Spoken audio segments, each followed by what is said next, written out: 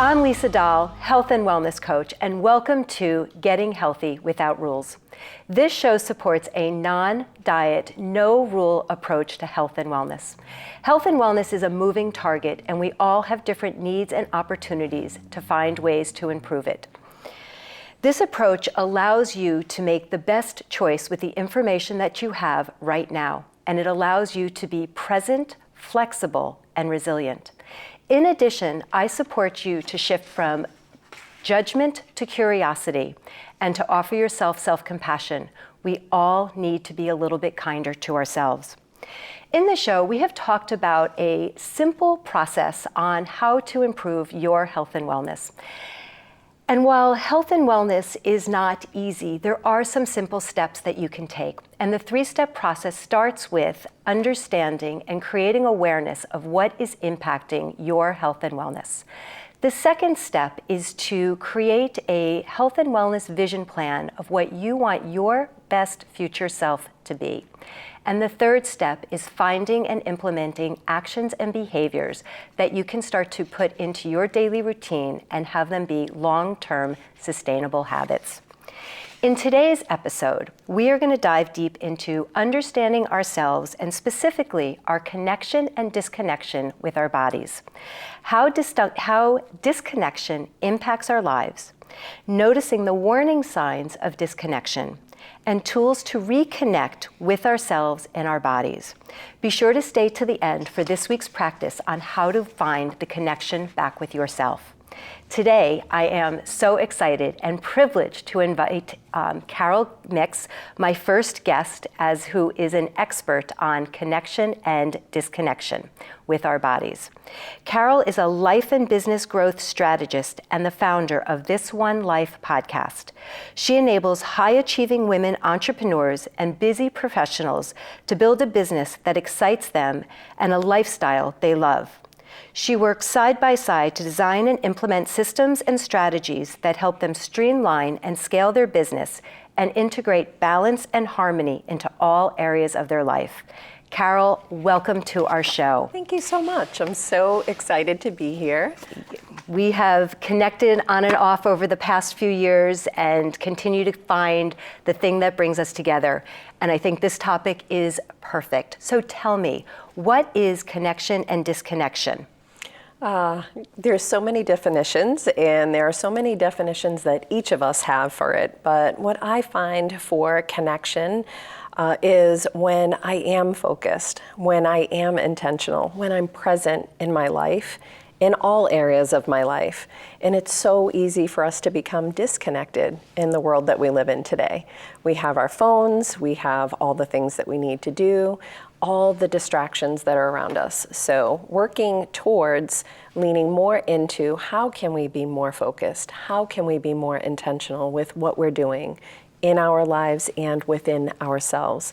That's where I help to focus other people. Can you give me a specific example of what it feels like in your body so that people can kind of connect with how you feel when you're disconnected and how you feel and notice the difference when you are connected? Mm-hmm. So when I am disconnected, I am not paying attention, I am scattered. Let's use food because we're here. We're talking about this, right? With food. I am scrolling on my phone while I'm eating, while I'm talking, while I'm watching TV, while I'm not here. I am not present with what I'm doing. This spills over into my work. Again, one of the main problems that people have is our phones. We see it, taking the time away from that. So when I am focused, when I am doing the things that I need to be doing, I'm feeling like I'm productive. I know what it is that I'm doing. I know what my priorities are. When I'm disconnected, I don't know what that is. My feet hit the floor and I go running into the day, and then it all piles up. By midday, it's stacking up. So when I am connected, I am intentional and I know what needs to be done. I know what my priorities are too, instead of everybody else's. So the big difference, what I'm hearing, is automatic pilot. Mm-hmm. When you are disconnected, you are just on that, you just go through your to-do list. And I love how you brought it back to what many of us know as mindful eating. Yeah. So when I'm working with my clients, it is one of, it sounds so simple. Oh, just pay attention and eat.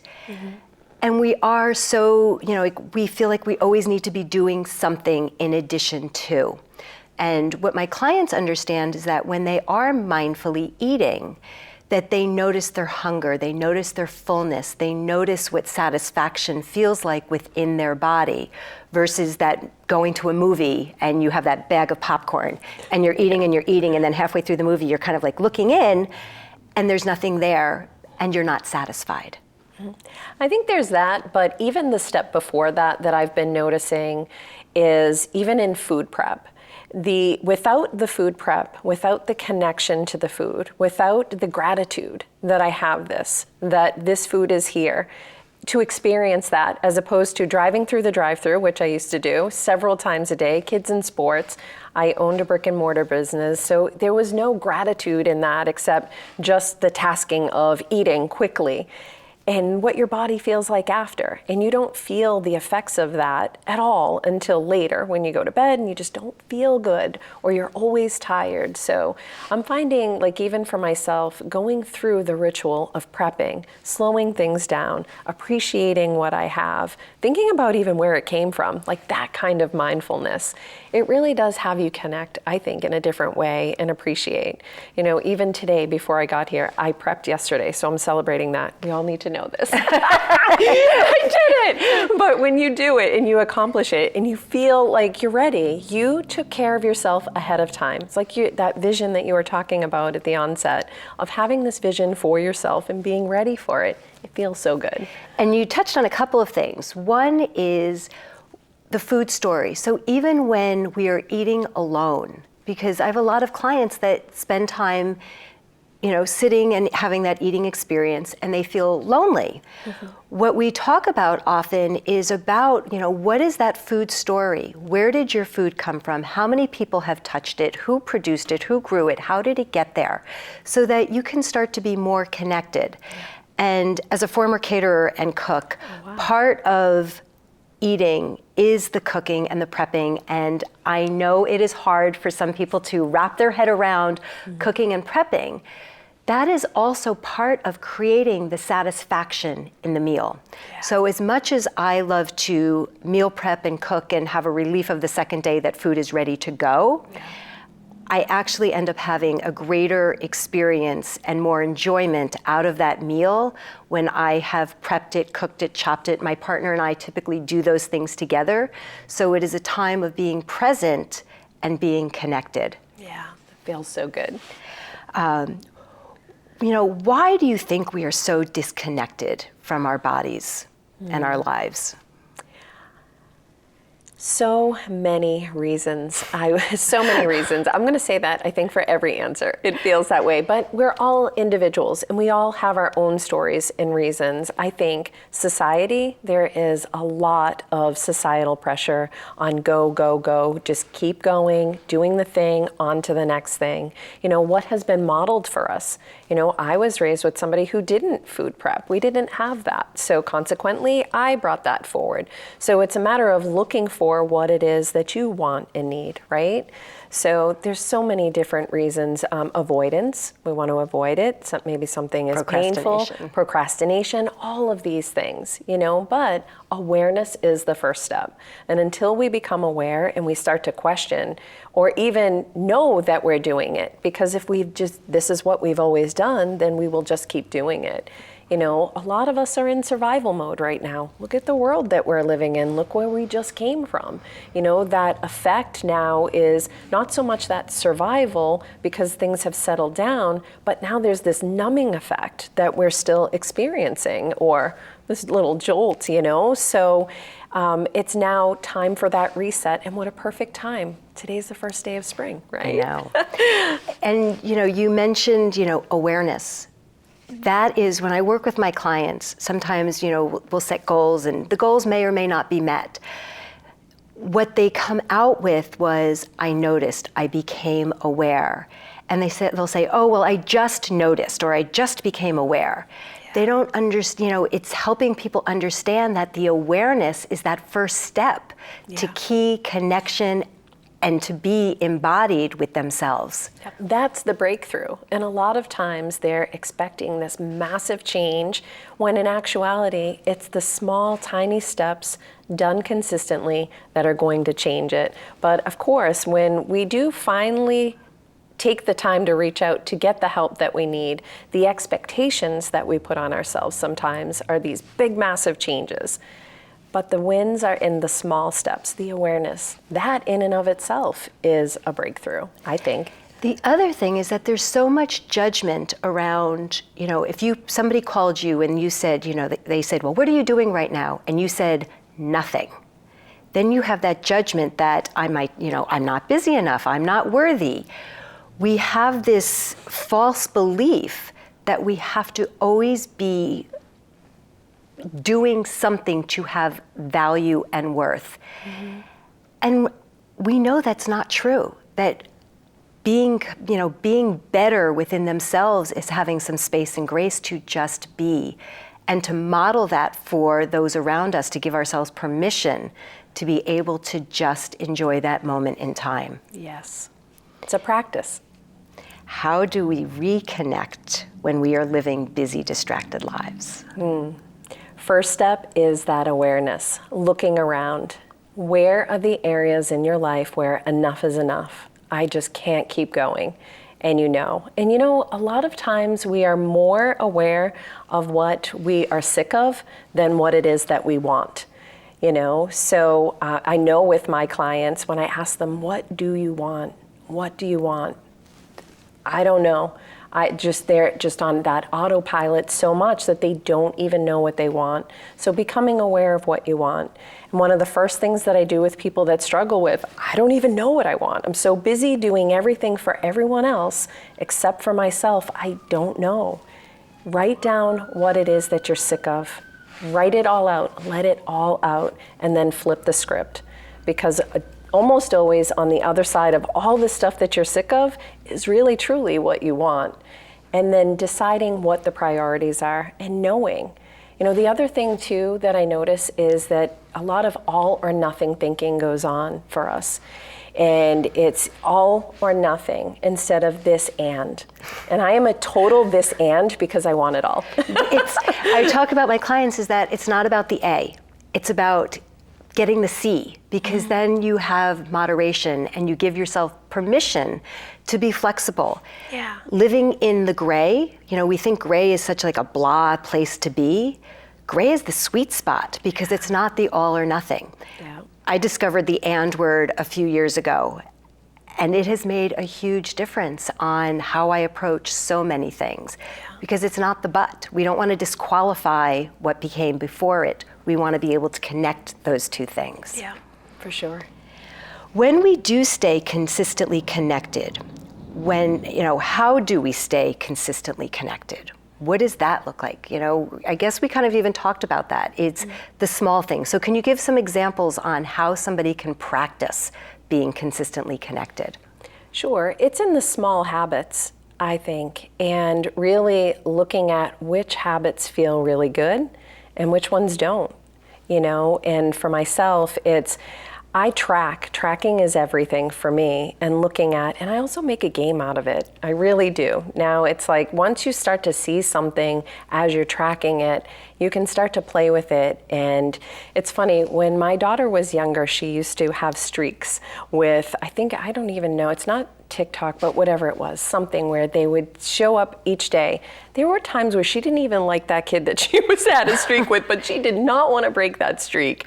And I started to notice for myself, there were streaks that I was creating for myself, showing up every day. And I started to get excited about it. So learning to have fun with what you're doing instead of pressurize what it is that you're doing, especially when you're making a new habit. Connecting with that intrinsic motivation, not the external motivation. Yes. When I work with my clients, because I work in that non-diet approach, often they are so focused on the traditional way of the goal of I need to lose X, I need to weigh X. Yeah. And then when those things don't happen, they feel defeated. when we flip that switch and to focus on the intrinsic motivation, to be present, to understand how they feel in their body, not that you failed because you ate a bag of M&Ms, how did it feel when you ate a bag of M&Ms versus a handful of M&Ms? Going back into that gray, it's not all or nothing. Yeah. What is that balance so that it makes you feel good within yourself and to pay close enough attention? What habits can we create to remain connected to ourselves when our lives feel overwhelmingly busy? The habit of moving yourself up the priority list. I know a lot of times when we're busy, it's by the end of the day that we realize that we haven't eaten we haven't fueled our body the way that we need to. We haven't rested. We haven't done anything for ourselves. It feels like all the things are for out here, extrinsic, right? So I think bringing the focus back in, bringing your priorities up to the top of the list, knowing what they are. For myself, I know my priorities, my top 3 priorities at the front end of the day. What is going to have me feeling successful today? If I hit even one of these things today, I know what it is and it's mine. And that's one thing that I had to integrate probably way too late. It's never too late. It's never right. too late. This is true. It is. We can always, and that goes back to that we all have different opportunities and different things that impact our health and wellness. And health and wellness is a moving target. That what works today doesn't always work tomorrow. Yeah. And when we're talking about that to-do list, it's so easy to get caught up in our work to-do list. Mm-hmm. How do we expand that to-do list to encompass our physical, our mental, our social health, nourishment, connection with not just ourselves, but with other people has such a direct impact on how we feel in and about ourselves and our bodies. For sure. And I think that noticing too, when we are in the space of taking care of somebody else's non-critical needs ahead of our own critical needs. And how often does that happen? And asking yourself that question and realizing, am I here? Is this where I'm at? This brings so many feelings that, again, by the end of the day, I know for myself when I was in that space, I would be angry, resentful, exhausted, and then when I would step into doing something for myself, I'd have this guilt that I'm doing something for me. But on the other side of all of that is showing yourself that you're not going to bypass and you are going to be there. And again, it starts with just knowing your priorities. And what's interesting, I talk to a lot of women who they're afraid to explore what's important to them in fear of judgment of others. Does it have enough value? Is it good enough? How do you deal with that when you are trying to be authentic and connected to yourself and have that fear of judgment of those around you?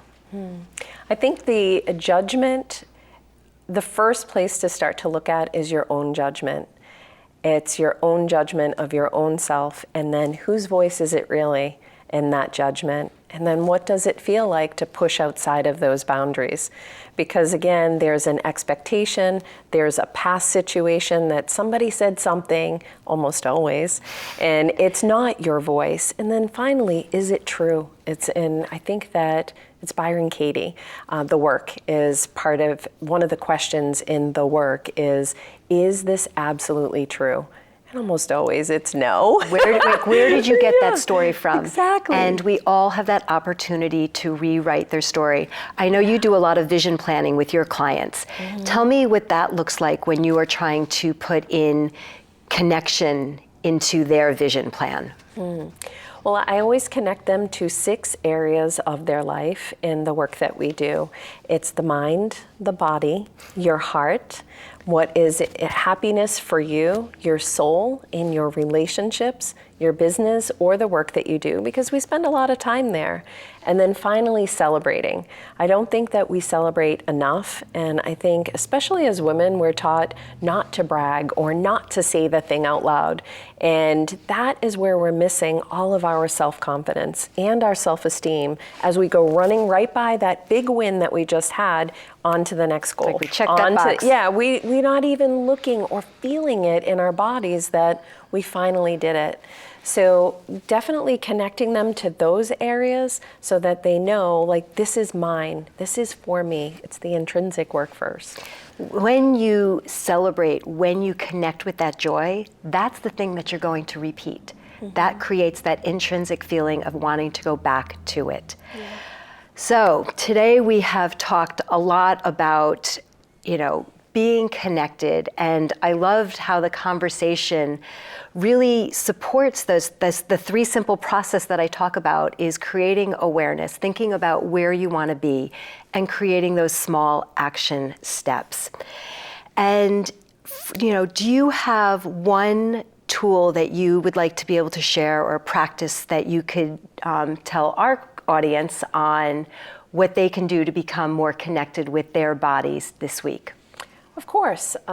Again, for me, it's knowing the priorities and starting your habit or creating a habit of looking into those 6 areas of your life and being intentional. It doesn't mean you're going to do something in every single one of those areas, but it is and brings awareness to what is going on and how much you are doing and how much you are lacking maybe. There are gaps that are happening in your life. It is going to come to the top for you when you start to write down in each of these areas what's going on, what you're feeling, and it does give you the opportunity to do something about it. So that's what I recommend is a morning habit of journaling, and it doesn't have to be a long free form. You don't have to write for hours. Just give yourself something in each category to think about and be intentional about. Even for myself, bridging the gap in my own relationship. It's something we're both running in different directions, but a good morning text every single day is something that we have brought into practice so that we are connected instead of, hey, grab this, hey, go get this kid, hey, do that. It's more of just light connections, those light threads that become stronger over time. So just kind of a quick little brainstorm in each category, and finding the thing that stands out the most is the place to start. Absolutely.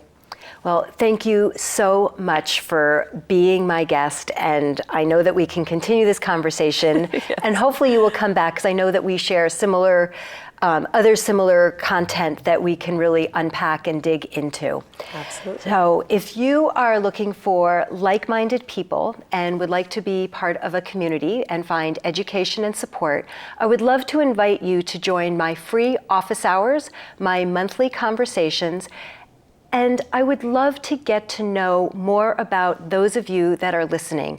Feel free to send me an email, tell me about the practice that you are using, tell me about the struggles and challenges so that we can turn that into a gift and an opportunity for you to improve your health and wellness.